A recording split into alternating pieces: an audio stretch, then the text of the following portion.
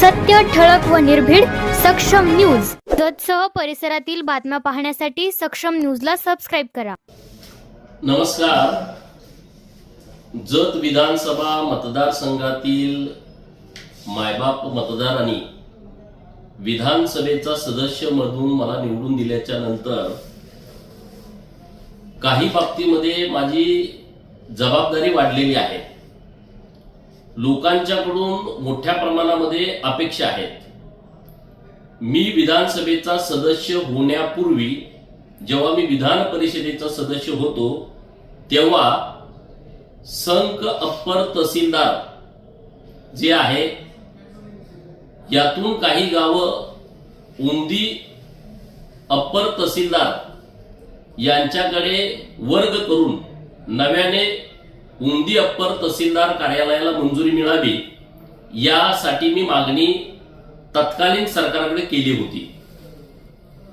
मला वाटते मार्च 2024च्या दरम्यान महसूल मंत्री राधाकृष्ण विखे पाटील साहेब यांच्याकडे एक बैठक पण झाली होती आणि त्या बैठकीमध्ये सविस्तरपणे आम्ही मांडणी केली होती।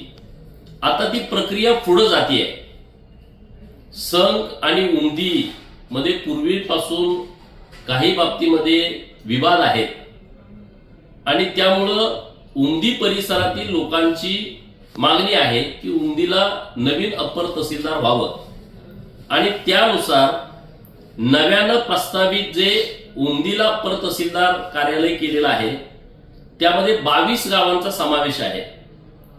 त्यामध्ये उंदी, विठ्ठलवाडी, उटगी, लमाणतांडा, उटगी, निगडी बुद्रुक, सुसलाद, सोनलगी, बुर्गी खुर्द, अक्कळवाडी, माणिकनाळ, बुर्गी बुद्रुक, बालगाव, हळली, करजगी, वेळोंडगी, जाडर बोबला, सोन्याळ, लकडेवाडी, गिरगाव, लवंगा, गुलगुंजनाळ, जालिहाळ बुद्रुक अशी 22 गावं उंदी अप्पर तहसील मध्ये येत आहेत, प्रस्तावित केलेले आहेत। उंदी अप्पर तहसील कार्यालय निर्माण झाल्याच्या नंतर अप्पर तहसील कार्यालय संक यामध्ये राहणारी गावं 29 आहेत।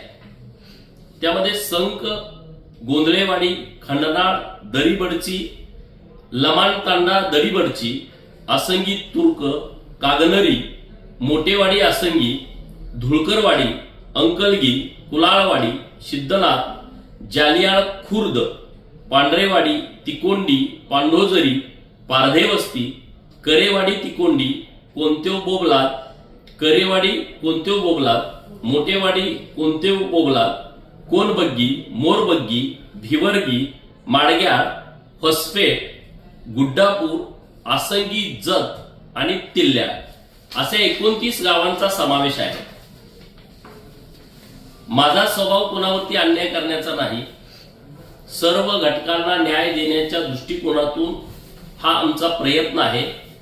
लोकांनी कोणत्याही अफवांवरती विश्वास ठेवू नये। आम्ही जे करेल ते योग्यच करेल। संक मध्ये वेगवेगळी कार्यालय यावीत यासाठीचाही माझा प्रयत्न सुरू आहे आणि त्यातील एक भाग म्हणून एक मोठं हॉस्पिटल आपण सरकारी प्रस्तावित केलेलं आहे, ते पण मंजुरीच्या टप्प्यामध्ये आहे। रेशीम प्रशिक्षण उद्योग केंद्र हे संकला व्हावं यासाठी वस्त्रोद्योग मंत्री महोदयांच्याकडे मी एक मागणी केलेली आहे आणि त्याच्याबद्दल सरकार सकारात्मक आहे।